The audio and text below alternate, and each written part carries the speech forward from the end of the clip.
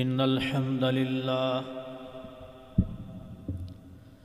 نحمده ونستعينه ونستغفره ونعوذ بالله من شرور أنفسنا ومن سيئات أعمالنا من يهده الله فلا مضل له ومن يضلله فلا هادي له وأشهد أن لا إله إلا الله وحده لا شريك له وأشهد أن محمدًا عبده ورسوله يا أيها الذين آمنوا اتقوا الله حق تقاته ولا تموتن إلا وأنتم مسلمون يا أيها الناس اتقوا ربكم الذي خلقكم من نفس واحدة وخلق منها زوجها وبث منهما رجالا كثيرا ونساء واتقوا الله الذي تساءلون به والأرحام إن الله كان عليكم رقيبا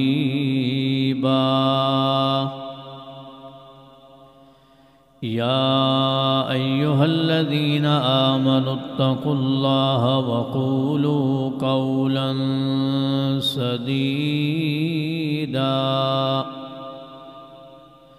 يصلح لكم أعمالكم ويغفر لكم ذنوبكم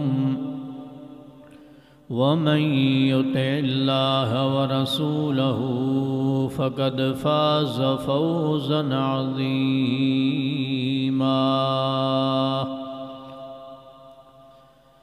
اللهم صل على محمد وعلى أزواجه وذريته كما صليت على آل إبراهيم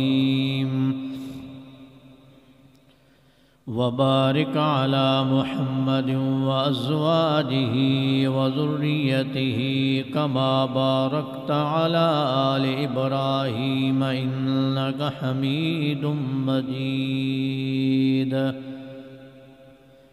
أما بعد فأعوذ بالله السميع العليم من الشيطان الرجيم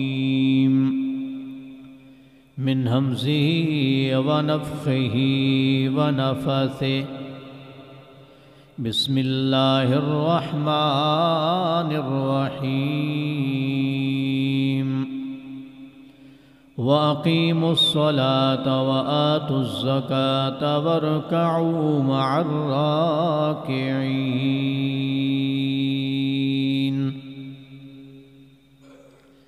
ارشاد باری تعالی ہے اور نماز قائم کرو اور زکوٰۃ ادا کرو اور رکوع کرنے والوں کے ساتھ رکوع کرو۔ رکوع سے مراد نماز باجماعت ادا کرو۔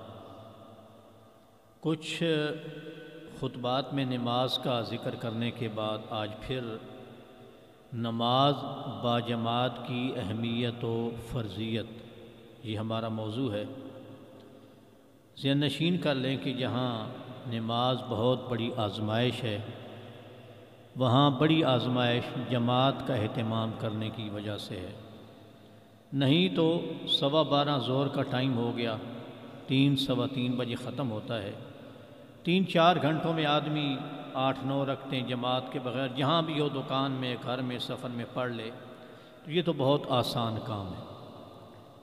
نماز کے ساتھ ساتھ جماعت کی اہمیت بہت زیادہ ہے۔ اور اس کی برکت اتنی برکت ہے کہ خواتین کا گھر میں نماز پڑھنا افضل ہے، لیکن اس برکت کی خاطر آپ صلی اللہ علیہ وسلم نے ان کو بھی مسجد میں آنے کی اجازت دی ہے۔ اور نبی کریم صلی اللہ علیہ وسلم جب جہاد میں ہوتے تھے اور ایسی صورتیں ہیں کہ دشمن آپ کے سامنے صف باندھے ہوئے کھڑا ہے، دشمن آپ کے سامنے موجود ہے، اور ارادہ بھی رکھتے ہیں کہ جب یہ لوگ اگلی نماز پڑھیں گے نماز عصر تو ہم یکبارگی حملہ کر دیں گے۔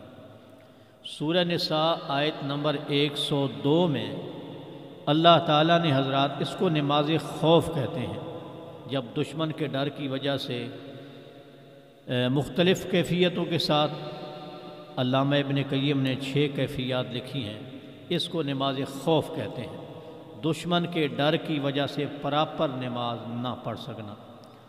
تو اللہ پاک نے پوری تفصیل بیان کی ہے سورہ نساء آیت نمبر 2 میں کہ آپ جب دشمنوں کا مقابلہ ہو رہا ہو تو پھر ایک جماعت کو ایسے پڑھا دیں، دوسری جماعت کو ایسے پڑھا دیں، اور ایک آپ صلی اللہ علیہ وسلم نے جب دشمن آپ کے سامنے تھا آپ نے نماز پڑھائی، پیچھے 2 صفوں میں صحابہ کرام کھڑے ہو گئے، جب آپ نے رکوع کیا سب نے رکوع کیا، جب آپ نے سجدہ کیا تو پہلی صف نے سجدہ کیا، صرف 2 سجدے کیے، پھر آپ صلی اللہ علیہ وسلم کھڑے ہو گئے، اس کے بعد جب پہلی صف 2 سجدوں سے فارغ ہو گئی تو پھر دوسری صف نے سجدے کیے، پھر کیا ہوا، دوسری صف پہلی صف کی جگہ پہ آ گئی، پہلی صف دوسری صف کی جگہ پہ آ گئی۔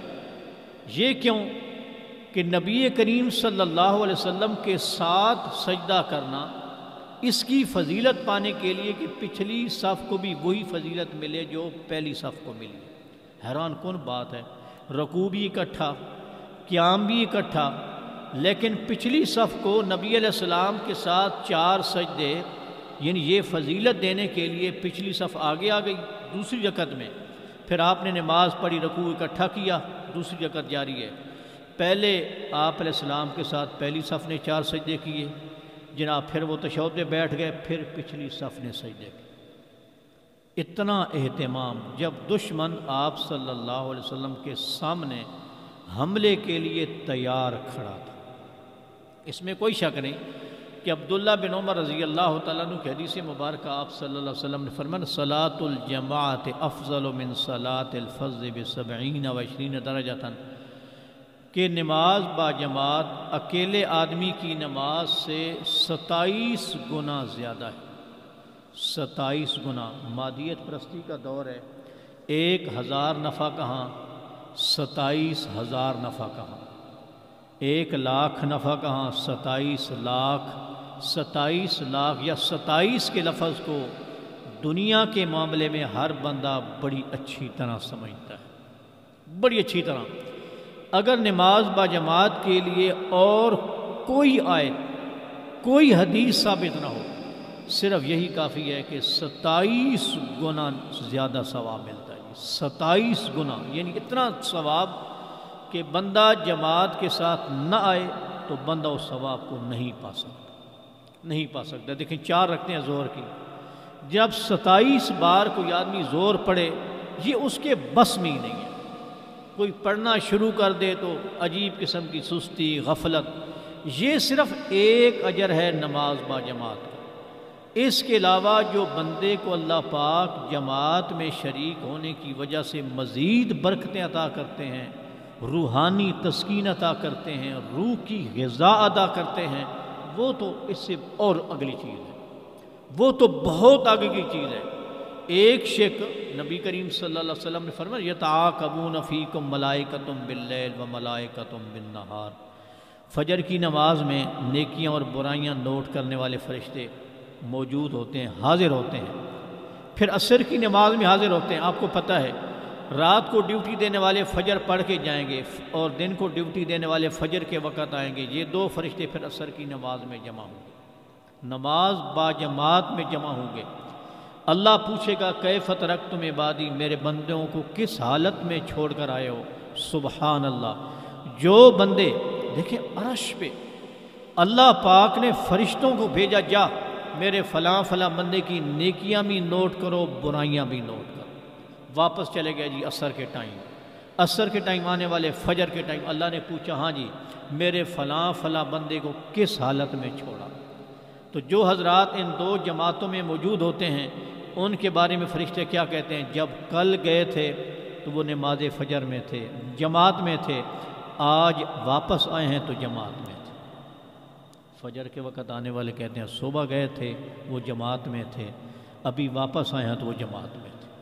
حضرات یہ کتنا بڑا اعزاز ہے، یہ کتنا بڑا اعزاز ہے کہ آسمانوں پر بندے کے تذکرے ہوتے ہیں، فرشتے کرتے ہیں۔ حضرات جو بندہ، آپ کو پتہ ہی ہے فجر کا ٹائم نیند میں گزر جاتا ہے اور عصر کے ٹائم کی بھی بڑی مصروفیات ہیں، پھر ان کے بارے میں فرشتے کیا کہیں گے؟ یہ مطلب ہے کہ ایک اضافی چیز بیان کر دی ہے نہیں، تو صرف یہ بات کہ 27 گنا ثواب، 27 گنا۔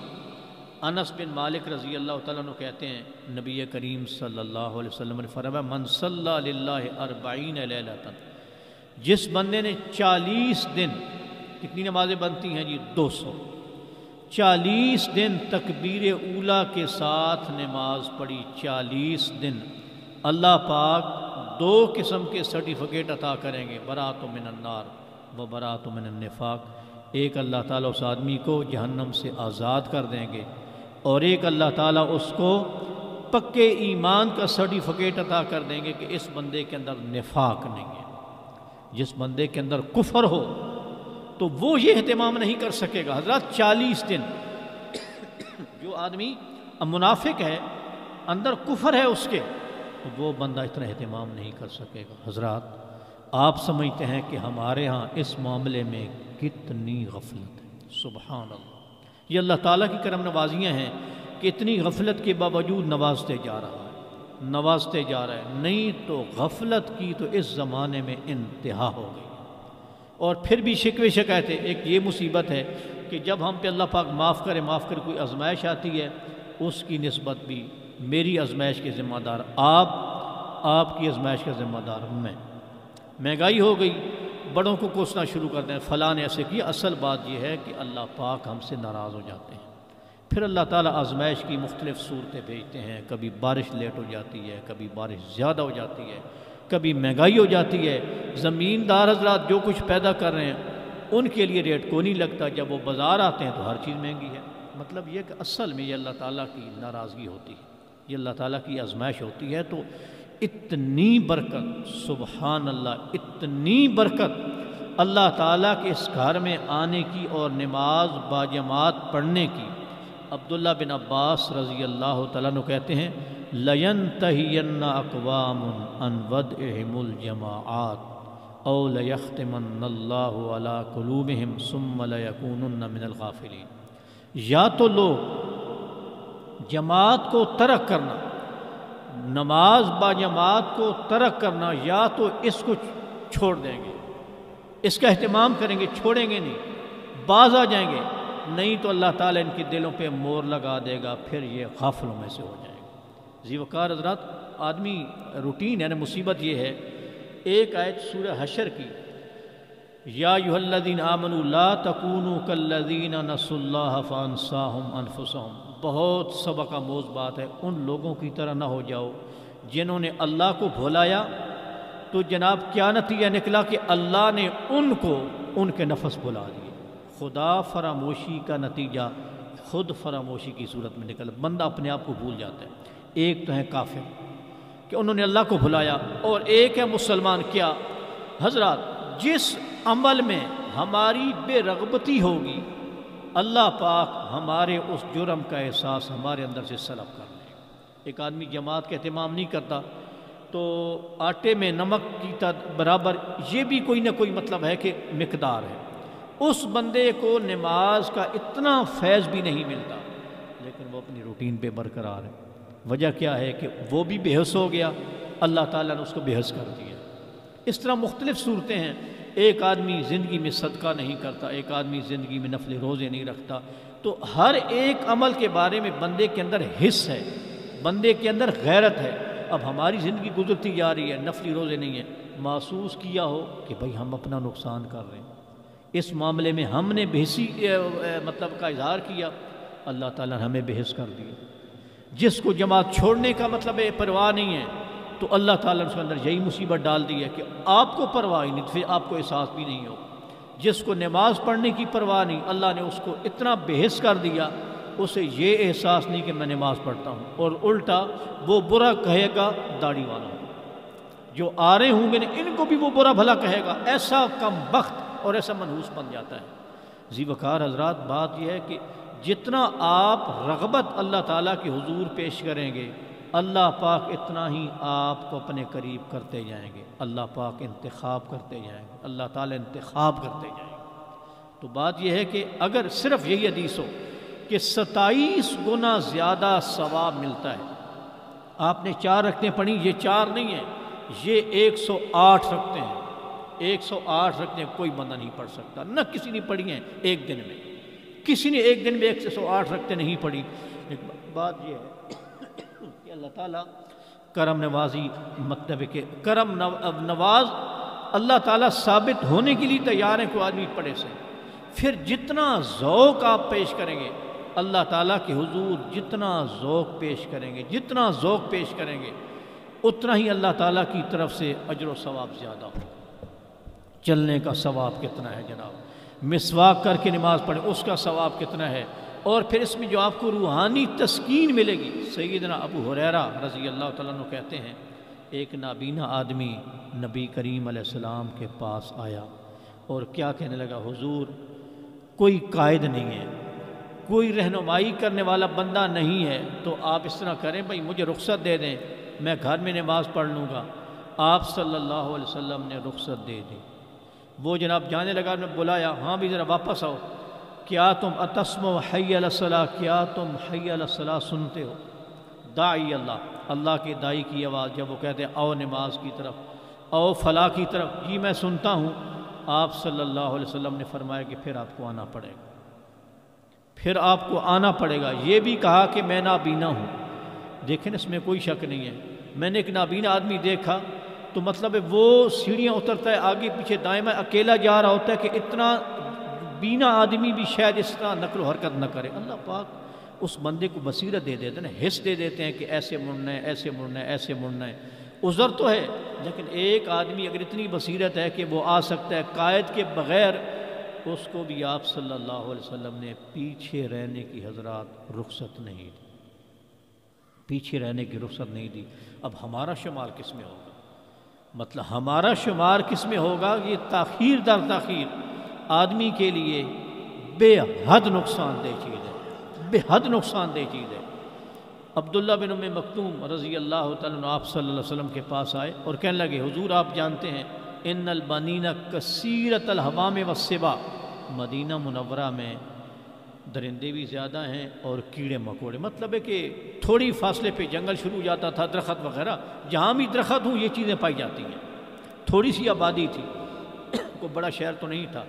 جب انسانوں کی آمدن کسی بھی جنگل میں آنا جانا کم ہو تو وہاں درندے بن جاتے ہیں، کیڑے مکوڑے، سانپ چوئی، سب بچھو سب کچھ بن جاتے ہیں. تو میں نابینا آدمی ہوں تو کیا مطلب ہے کہ میرے لیے کوئی رخصت ہے؟ مجھے خطرہ ہوتا ہے کہ جناب کوئی چیز حملہ نہ کر دے. آپ صلی اللہ علیہ وسلم نے کیا فرمایا جی؟ اتسمو حی علی الصلاۃ فحی علی، کہ عبداللہ بن ام مکتوم اب اگر آپ حی علی الصلاۃ اور حی علی الفلاح سنتے ہیں پھر آپ کو آنا پڑے گا، پھر آپ کو آنا پڑے گا. کوئی موٹر سائیکلوں کی سہولت بھی نہیں تھی، 10-10 میلوں سے، 4-4 میلوں سے لوگ آتے تھے. اور جب آدمی عزم کر لیتا ہے نا، یہ نیکی کا عزم کر لیتا ہے، پھر فاصلے بھی کم ہو جاتے ہیں، پھر بندے کے کام میں بڑی برکت پڑتی ہے. جب آدمی اللہ پہ چھوڑ دے کہ میں نے یہ کام اللہ کے لیے کرنا ہے، جو 40 نمازوں کی فضیلت ہے نا، اس میں آپ صلی اللہ علیہ وسلم نے فرمایا من صلی للہ ہے، جس نے اللہ کے لیے 40 دن نماز پڑھی تکبیر اولیٰ کے ساتھ، اللہ پاک پکے ایمان کا سرٹیفکیٹ دے دیں گے، اللہ پاک جہنم سے آزاد کر دیں گے. بات یہ ہے کہ اتنا بینا حضرات، اور وہ عذر بھی پیش کر رہے ہیں. کوئی کہتا ہے کہ میرا قائد کوئی نہیں، رہنما کوئی نہیں جو مجھے پکڑ کے مسجد میں لے. کوئی کہتا ہے جناب درندوں کے حملے کا خطرہ ہے. جناب وہ کوئی سانپ بچھو کی ڈسنے کا خطرہ ہے، لیکن نبی کریم صلی اللہ علیہ وسلم نے رخصت نہیں دی۔ ٹھیک ہے کبھی کبھار اللہ پاک معاف کرے، جو آدمی اس طرح کسی جنگل سے گزرتا ہے تو لوگ ہمارے بزرگ سفر کرتے رہے، کوئی ایسا نہیں ہوتا کہ روزانہ نقصان۔ اب ایک آدمی کا 10 سالوں میں ایک دفعہ نقصان ہو جائے تو وہ کام چھوڑ دے؟ نہیں، وہ کام نہیں چھوڑے گا، وہ چلتا رہے گا۔ اللہ پاک حفاظتیں بھی اللہ تعالیٰ نے کرنی ہوتی ہیں، حفاظتیں بھی اللہ تعالیٰ نے کرنی ہوتی ہیں۔ نبی کریم صلی اللہ علیہ وسلم نے فرمایا کہ ایک بستی میں 3 افراد ہیں، ایک بستی میں، اور وہاں نماز با جماعت کا اہتمام نہیں ہے، اس کا مطلب یہ ہے کہ وہاں شیطان کی زبردست حکمرانی ہے، وہاں شیطان غالب آ گیا ہے۔ تو بات یہ ہے کہ اللہ پاک نے فرمایا نا بھئی، اگر میں لوگوں کا مواخذہ کرنا چاہوں لوگوں کی برائیوں کی وجہ سے، ما ترک علیہا من دابہ، اللہ پاک زمین پر ایک جانور کو بھی زندہ نہیں چھوڑیں گے۔ ہم مہنگائی کی شکایت کرتے ہیں، بات یہ ہے کہ ان چیزوں کو کون سمجھے گا، ان چیزوں کو کون سمجھے گا کہ نبی کریم صلی اللہ علیہ وسلم کی اس قدر سختی، اس قدر آپ صلی اللہ علیہ وسلم کی سختی، تو بات یہ کہ ان چیزوں کو کون سمجھے گا۔ آپ کو کہا کہ آپ صلی اللہ علیہ وسلم کے زمانے میں آپ علیہ السلام امام تھے نا، لیکن آپ کی اور مصروفیات بھی تھی۔ حضرت بلال مؤذن تھے، ان کو اذان کی تنخواہ تو نہیں ملتی تھی۔ مطلب یہ ہے کہ جہاد بھی انہوں نے کرنا ہے، نمازیں بھی پڑھانی ہیں، پڑھنی بھی ہیں، زمیندارہ بھی کرنا ہے، تجارت بھی کرنی ہے۔ یہ جو تو بعد میں سہولتیں ملی نا کہ امام بھی خاص ہو گئے، خطیب بھی خاص ہو گئے، مؤذن بھی خاص ہو گئے۔ آپ صلی اللہ علیہ وسلم کے زمانے میں تو یہ معاملہ نہیں تھا۔ آپ علیہ السلام کے زمانے میں آپ کو بیان کی حضرت ابو ہریرہ رضی اللہ تعالیٰ عنہ زیادہ احادیث جمع کرنے کی فکر میں آپ علیہ السلام کے پاس سے نہیں جاتے تھے، کوئی ان کی کفالت تو کوئی نہیں کرتا تھا، بھوکا رہنا پڑتا تھا، کبھی کوئی کھلا دیتا تھا، لیکن مستقل طور پر ان کی کفالت تو نہیں ہوتی تھی۔ حضرات ان لوگوں نے ہر کام کیا ہے، ہر کام کیا ہے، لیکن پھر بھی مطلب ہے کہ خیر والے معاملے میں آگے مطلب ہے کہ صدقہ و خیرات کی باری آئے گی، بڑی مقداریں پیش کر دیں گے، جہاد کی باری آئے گی، بڑی رغبت پیش کر دیں گے، عبادات کی باری آئے گی تو نبی علیہ السلام روکیں گے کہ یہ کام بھی نہ کرو، یہ کام بھی نہ کرو۔ آپ صلی اللہ علیہ وسلم نے رات کو قیام کروایا، نصف رات تراویح پڑھائی نا آپ علیہ السلام نے، نصف رات آپ نے صحابہ کرام کو قیام کرایا، اور پھر چھٹی دی تو کیا صحابہ کرام کہنے لگے، لو نفلتنا بقیت ھذ اللیلہ، وہ دن میں روزہ بھی رکھتے تھے، دن میں کام کاج بھی کرتے تھے، اور ڈیمانڈ کیا کریں، نصف رات بیت چکی ہے کہ حضور آپ باقی رات کا جو حصہ باقی ہے یہ بھی آپ قیام کروا دیں۔ آپ علیہ السلام نے فرمایا کہ جو بندہ امام کے ساتھ یہ نماز پڑھتا ہے نا، قیام کرتا ہے امام کے فارغ ہونے تک، اللہ پاک ساری رات کا ثواب عطا کر دے، تم چلے جاؤ۔ بات یہ ہے کہ اللہ پاک نے ہر کام ان سے لیا، ہر کام لیا ہے جان بوجھ کر۔ نبی علیہ السلام کو جب جہاد کی اجازت ملی تو 9 سال مدینہ منورہ آئے، آپ نے 9 سال باقاعدہ جہاد کیا، 9 سالوں میں جان بوجھ کر صرف غزوہ تبوک پر 3 افراد کے لیٹ ہونے کا واقعہ ملتا ہے، جان بوجھ کر۔ نہیں تو سواریاں نہیں بھی آپ بھی نہ آئیں، آپ چھوٹے ہیں آپ اس وجہ سے نہ آئیں، نہیں تو جناب لوگ جانے کے لیے تیار ہیں، لوگ جانے کے لیے تیار ہیں۔ اور جہاد بھی کیسا ہوتا تھا، سبحان اللہ، تیر و تلوار سے لڑنا، اور مجاہدین کے پاس وہ چیزیں بھی نہیں ہوتی تھی، دشمن کے پاس سب کچھ ہوتا تھا۔ تو بات حضرات یہ کہ اس کے باوجود ہی سارے سلسلے چلتے رہے۔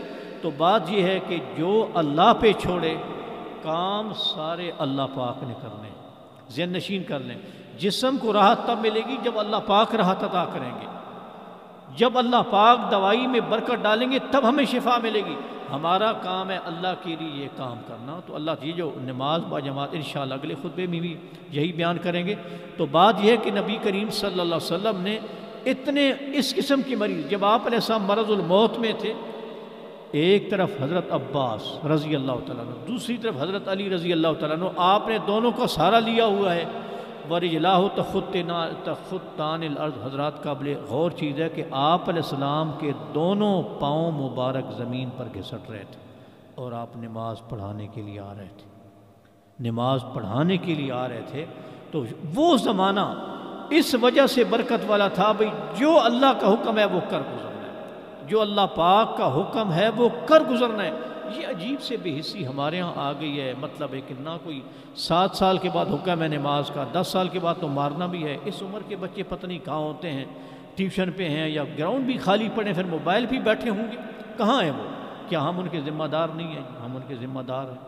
اس عمر کی قوم کہاں ہے؟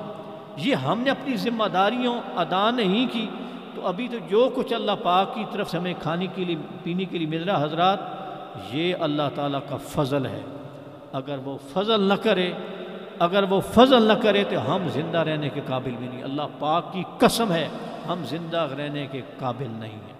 ایسی مادیت پرستی اور ایسی بے حسی کا عالم آ گیا ہے۔ تو بہرحال جہاں نماز ضروری ہے اور نماز کے بارے میں سارے کا سارا مواد پیش نہیں کیا جا سکتا، اس میں کوئی شک نہیں ہے، لیکن حضرات نماز چھوڑنے کی گنجائش اس کی مسلمان کی زندگی میں اس کا کوئی تک نہیں ہے، اس کا کوئی تک نہیں ہے۔ کوئی بیمار اللہ پاک معاف کرے، کوئی زخمی پڑ اللہ پاک معاف کرے، لیکن نماز اگر ہوش ہے تو نماز چھوڑنے کی گنجائش نہیں ہے۔ اگرچہ ہمارے 94% لوگ نماز کا خیال نہیں کرتے۔ اللہ تعالیٰ کی طرف سے بے انتہا برکتی ہے، بے انتہا برکتی ہے۔ اسی وجہ سے بیماریاں بھی ہیں، اسی وجہ سے ہمارے حکمران ہمارے حق میں سرکش ہو گئے ہیں۔ تو جہاں نماز ضروری ہے وہاں اتنی ہی ضروری نماز با جماعت ہے، اتنی ہی ضروری۔ جب نبی کریم علیہ السلام دشمن کے سامنے کھڑے تھے وہاں بھی آپ علیہ السلام نے جماعت کا اہتمام کیا۔ اب ہم کیا کریں گے؟ ہمارے لیے بازار کا مسئلہ بن جائے گا، ہمارے لیے کوئی سفروں کا مسئلہ بن جائے گا، تو مینج کریں گے تو اب سب کچھ ہو جاتا ہے۔ جیسے ہم دنیا کے کام مینج کرتے ہیں، دنیا کی ہر چیز ایسی خوبصورت مینج ہوتی ہے۔ ہمارے ایک بڑے دوست ہیں، ذرا مراد سرمایہ دار ہیں، تو ان کی بیٹی کی بارات آنی ہے اگلے جمعے کو۔ وہ جناب آج کے جمعرات کو نکاح کریں گے، ہم آپ کو آئی ڈی کارڈ بھیجیں گے، پہلے فارم فل کر کے رکھنے، 12 دن ابھی باقی ہیں، 12 دن، لیکن آج سے بہترین مینجمنٹ شروع ہو کہ جناب اس طرح لیٹ نہیں ہونا چاہیے، تاخیر نہیں ہونی چاہیے۔ اللہ تعالیٰ کے نظام کے بارے میں ہمارے اندر غفلت ہے، سستی ہے، تو بس اتنا ہی پھر اللہ پاک کی طرف سے۔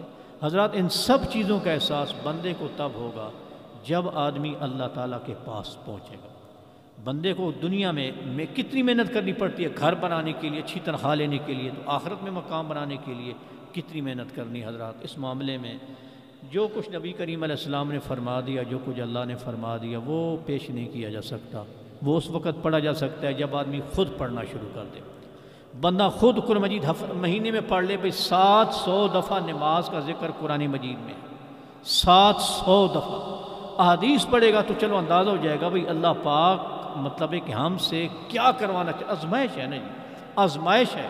توحید کے بعد یہ علامت ہے توحید کی کہ اس پہ آپ پکے رہیں گے تو آپ دنیا میں کامیاب ہو سکیں گے۔ اس کامیابی کا علم بندے کو ہوگا بندے کو فوت ہونے کے بعد، اللہ کے پاس جانے کے بعد۔ اللہ تعالی ہمارے حالات پہ رحم فرمائے۔ وآخر دعوانا الحمدللہ۔ ان الحمد للہ نحمده ونستعینه ونستغفره ونعوذ باللہ من شرور انفسنا ومن سیئات اعمالنا من يهده الله فلا مضل له ومن يضلل فلا هادي له واشهد ان لا اله الا الله وحده لا شريك له واشهد ان محمدا عبده ورسوله يا ايها الذين امنوا اتقوا الله حق تقاته ولا تموتن الا وانتم مسلمون يا ايها الذين امنوا اتقوا الله وقولوا قولا سديدا يصلح لكم اعمالكم ويغفر لكم ذنوبكم ومن يطع الله ورسوله فقد فاز فوزا عظيما اللهم صل على محمد وعلى ازواجه وذريته كما صليت على آل ابراهيم وبارك على محمد وازواجه وذريته كما باركت على آل ابراهيم انك حميد مجيد سبحان ربك رب العزة عما يصفون وسلام على المرسلين والحمد لله رب العالمين۔